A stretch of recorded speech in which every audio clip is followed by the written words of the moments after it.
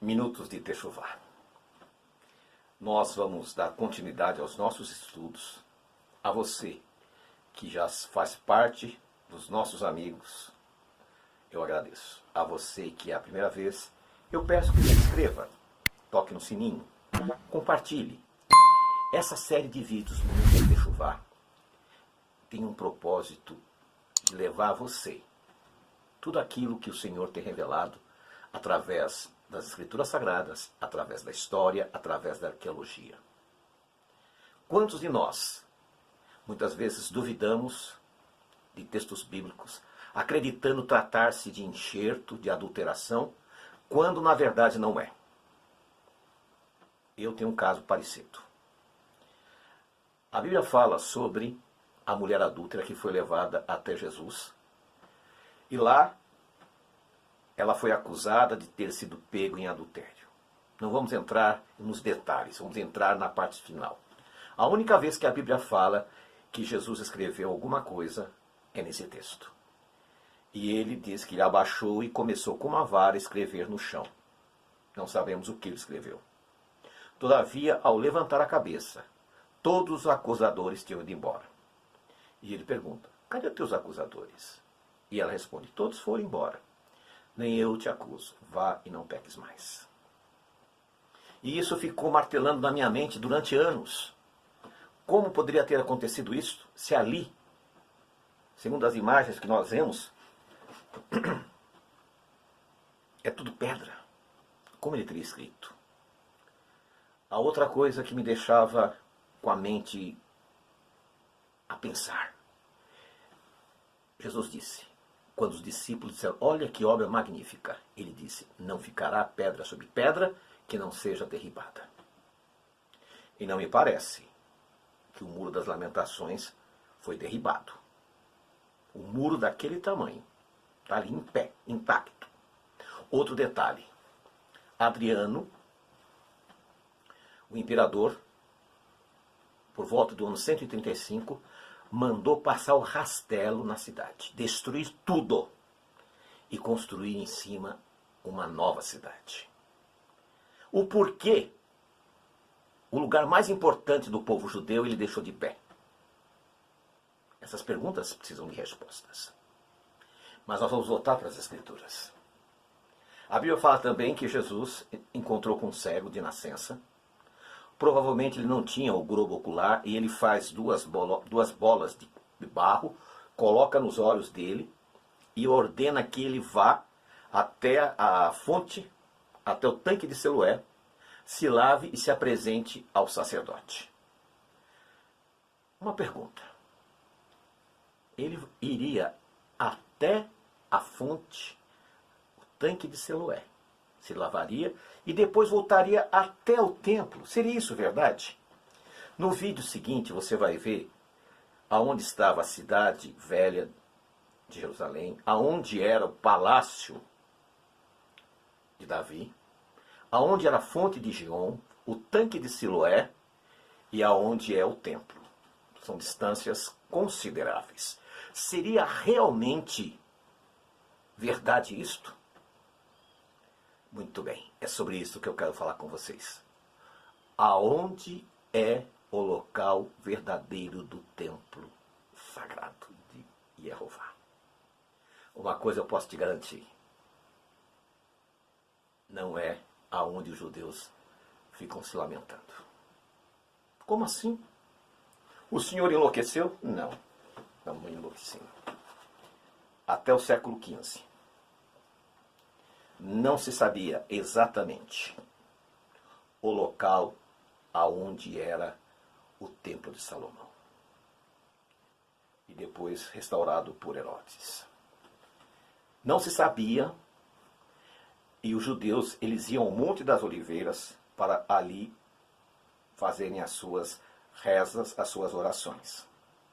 Aonde é o Kotel, o Muro das Lamentações, era um lixão aonde os cristãos depositavam o lixo. Chegou a ser uma montanha. Quando, sob o governo dos muçulmanos, foi ordenado que se limpasse tudo aquilo.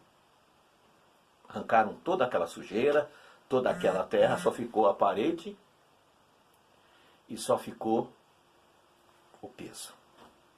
Mas quando então que foi reconhecido aquele local como tendo sido o templo? Muito bem, nós vamos lá. Um rabino chamado Isaac Luria, o fundador da Cabala Luriana, especialista em achar túmulos. E aonde ele passava, ele dizia: esse aqui é o túmulo do rabino fulano de tal. Esse é o túmulo não sei de quem. Só que os túmulos não tinham pedras de identificação, não tinha nada. Mas ele ficou famoso ao fazer isto. E foi ele que reconheceu o Muro das Lamentações como sendo o local do templo. Mas aí traz algumas inconsistências. E nós vamos mostrar para você, nesse vídeo que vai entrar agora, a distância, a questão da água, enfim, vários fatores que você vai assistir comigo. Shalom, shalom. Vídeo 1. Uma vista panorâmica da cidade de Jerusalém. Nós vemos aqui que a cidade ela se espalhou muito. Com certeza o tamanho e as dimensões são muito diferentes da época de Jesus, quando ele aqui andou. Agora nós vamos ver aonde está essa seta. Nós temos aqui uma torre, é chamada Torre de Davi. Segundo arqueólogos, historiadores, aqui era onde Davi tinha o seu palácio. E foi daqui que ele olhou a tenda do tabernáculo. E ele disse: como eu posso morar num palácio de cipreste e ver a arca do Senhor numa tenda? Aqui que ele projetou e iniciou seu ideal de construir o templo. Como não foi lhe permitido, seu filho Salomão concluiu a obra. Ele não viu, ele morreu antes, infelizmente, né? Agora nós vamos ver aqui a seta, indo mais à direita. Nós temos aqui o chamado Muro das Lamentações, em que a tradição do judaísmo, a partir do século XV, começou a dizer que aqui era onde estava o templo sagrado de Salomão. Se você observar, em termos de distância, é uma distância muito grande. Então é importante salientarmos que existem diferenças fundamentais para que a gente possa trabalhar em cima desse tema. Em primeiro lugar, o palácio de Davi estava aqui. A fonte de Gion e o futuro tanque de Siloé estava aqui. Nós temos agora, deste lado, né, aonde está o Muro das Lamentações. Como vocês viram nas imagens, né, nós temos ali a Torre de Davi, aonde era o palácio dele. Dali ele avistava o templo, o tabernáculo, na verdade. Foi quando ele diz: não é possível que eu more num palácio de cipreste, quase não saiu. Meu Deus bendito, more em tendas.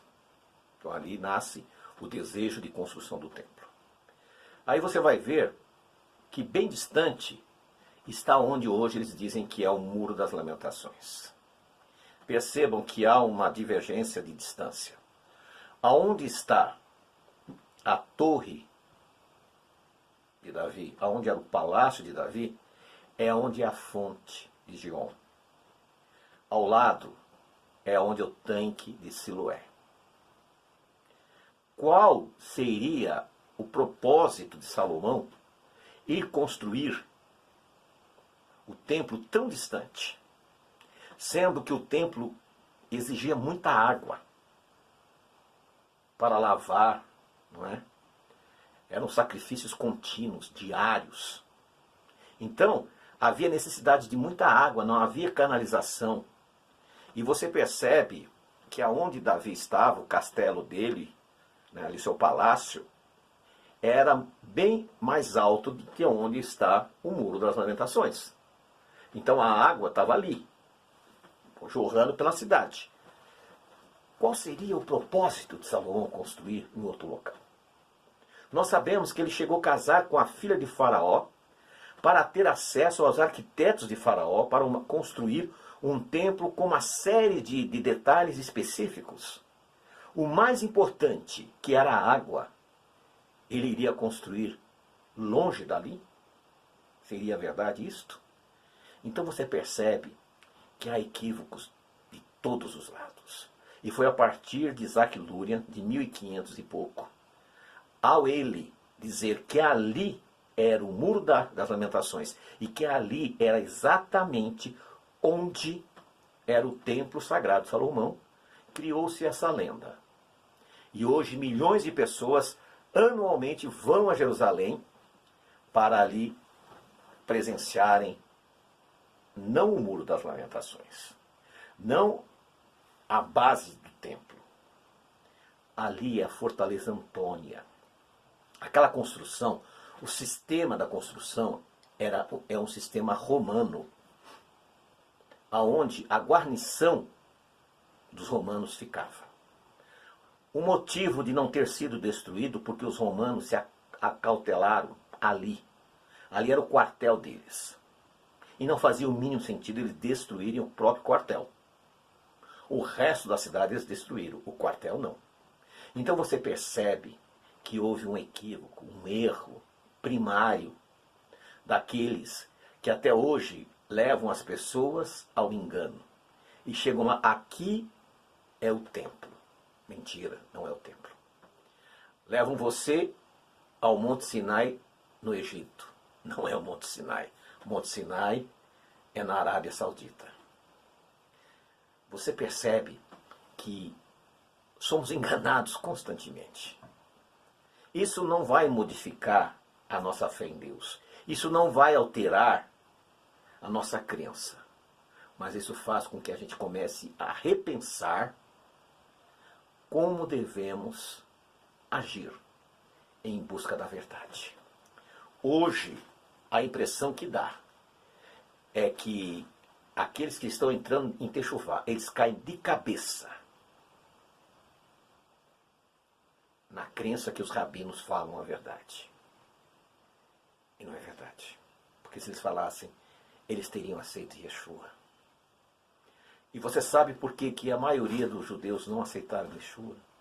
Porque eles são proibidos e ameaçados de maldição se eles lerem o Novo Testamento.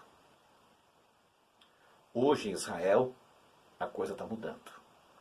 Qualquer judeu que conhece o Tanar, a Bíblia hebraica, e que lê o Novo Testamento, imediatamente ele aceita Jesus e Yeshua.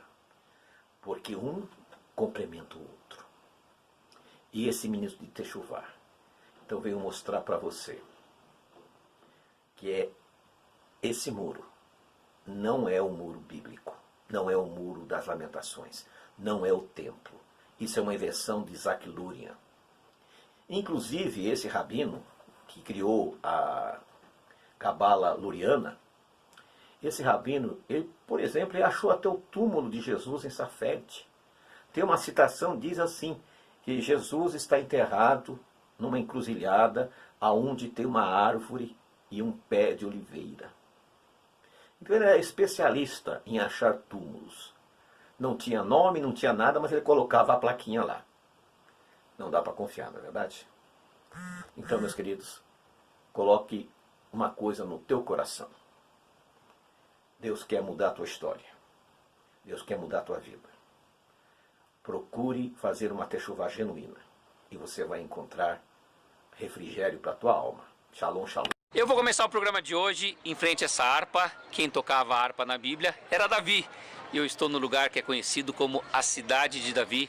Talvez o programa mais desafiador que eu já fiz até hoje. E vou te dizer por quê. 1867 começam as escavações aqui com Charles Warren. Então eu estou falando de 150 anos de arqueologia sendo escavada por aqui. 2005, a Eilat Nazar assumiu esse projeto, fez assim um grande avanço nas escavações por aqui. Mas mesmo assim, continuam os 150 anos de arqueologia para contar uma história de mais de 3.000 anos. Como eu vou conseguir contar uma história tão longa num prazo tão curto de escavações? As pessoas ainda não têm informações suficientes para garantir para a gente o que é, o que não é. Agora, o que você vai ver daqui para frente são imagens muito interessantes. É um passeio que eu, pelo menos, recomendo 100% que você faça quando estiver por aqui.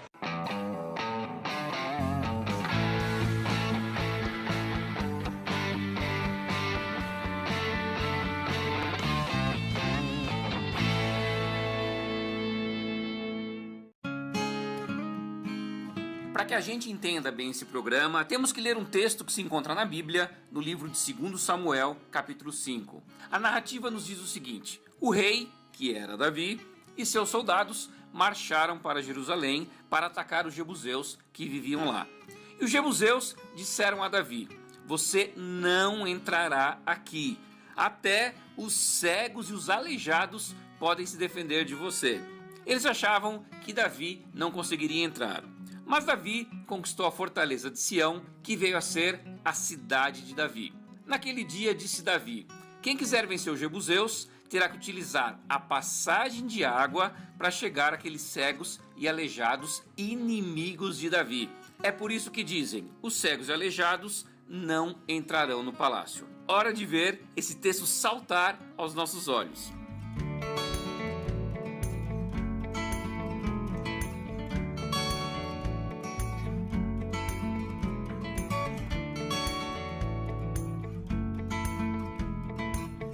Olha só o tamanho desses quartos aqui. Dificilmente, naquela época, uma pessoa rica teria uma casa com uns quartos tão grandes assim. Então a Eilat Nazar, ela acredita que esse lugar realmente teria sido o palácio de Davi. Outras pessoas, outros historiadores e arqueólogos já dizem que não.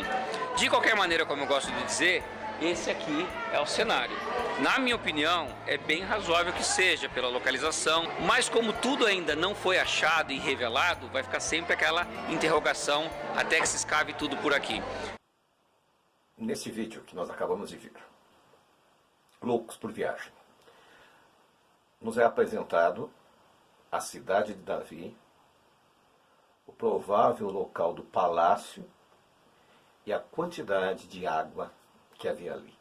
É óbvio que o templo de Salomão foi construído ali e não no distante onde está o Muro das Lamentações, que na verdade é a Fortaleza Antônia. Então esse vídeo eu fiz para você perceber que não caia de cabeça em tudo que falam para você. Nós precisamos fazer como os bereanos, ver se realmente é verdade. Mas talvez você diga: mas o que tem? Tanto faz. Não é tanto faz. A credibilidade, a verdade é tudo. Se nós não tivermos credibilidade, se nós não podemos passar para você uma verdade plena, por que você vai perder o seu tempo? Pouco tempo nos resta. Por isso que nós precisamos estar em total harmonia. Shalom, shalom.